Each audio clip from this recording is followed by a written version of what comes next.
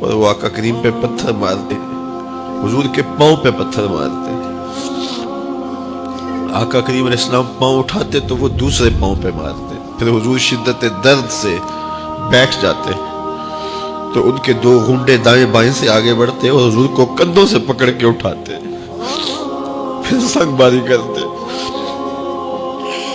آپ کا انتقال حضور کے اس دنیا پہ قدم رکھنے سے پہلے ہی ہو گیا تھا۔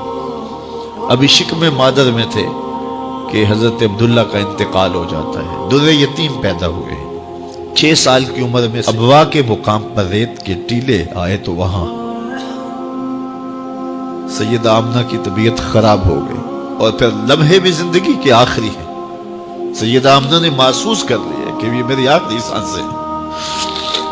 سیدہ پاک نے حضور کے سر پہ ہاتھ رکھا اور روتے ہوئے کہا کہ بیٹا، ہر نئی چیز نے پرانا ہو جانا ہے، ہر باقی نے فنا ہو جانا ہے۔ میں بھی جا رہی ہوں، وَذِكْرَ بَاغ وَوَلَدْتُ طُهْرًا، لیکن میرا ذکر نہیں مٹے گا، اس لیے کہ تیرے جیسا ستھرا بیٹا چھوڑ کے جا رہے ہیں۔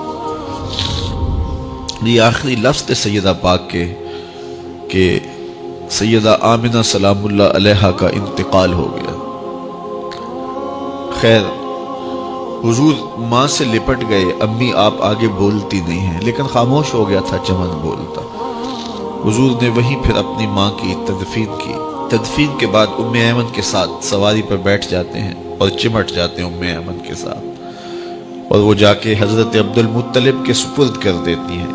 تو حضرت عبد المطلب حضور کو آغوش میں لے کے بڑا روئے، اور ام ایمن سے کہا کہ میرے اس بیٹے کا تم نے خاص خیال رکھنا ہے۔ اور پھر انہوں نے اتنا خیال رکھا کہ میرے حضور فرمایا کرتے تھے، ام ایمن میری ماں کے بعد میری ماں ہے۔ 2 سال کے بعد حضرت عبد المطلب کا بھی انتقال ہو گیا۔ ابن حشام کے یہ لفظ سینہ چیرتے ہیں کہ جب امیر قریش کا جنازہ اٹھا تو سارا مکہ جنازے کے لیے امڑ آیا، لیکن لوگوں نے 8 سال کے ایک بچے کو دیکھا جو دیواروں سے لپٹ لپٹ کے رو رہا تھا۔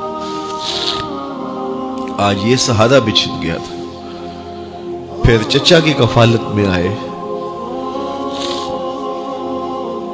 پھر ایک وقت آیا کہ وہ بھی اس دنیا کو چھوڑ گئے، اور اسی سال حضور کی اہلیہ کا انتقال بھی ہوا، اور اس سال کا نام عام الحزن، دکھوں کا سال رکھا۔ اہل مکہ نے جو سلوک کیا وہ کسی سے بھی مخفی نہیں ہے۔ پتھر مارے، گڑھے کھودے، کانٹے بچھائے، اجریاں ڈالی، اپنے گھروں کے کوڑے لا کے حضور کے گھر کے سامنے رکھ دیے۔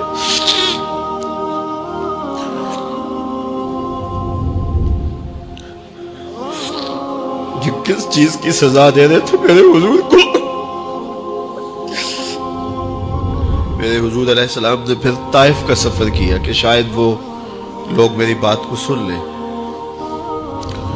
لیکن انہوں نے جو دردناک سلوک کیا وہ بھی تاریخ کا ایک انتہائی دردناک باب ہے۔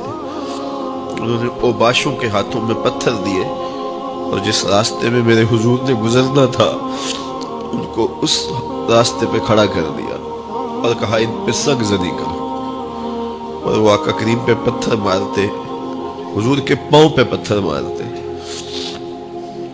آقا کریم علیہ السلام پاؤں اٹھاتے تو وہ دوسرے پاؤں پہ مارتے، پھر حضور شدت درد سے بیٹھ جاتے تو ان کے دو گھنڈے دائیں بائیں سے آگے بڑھتے اور حضور کو کندھوں سے پکڑ کے اٹھاتے، پھر سنگ باری کرتے۔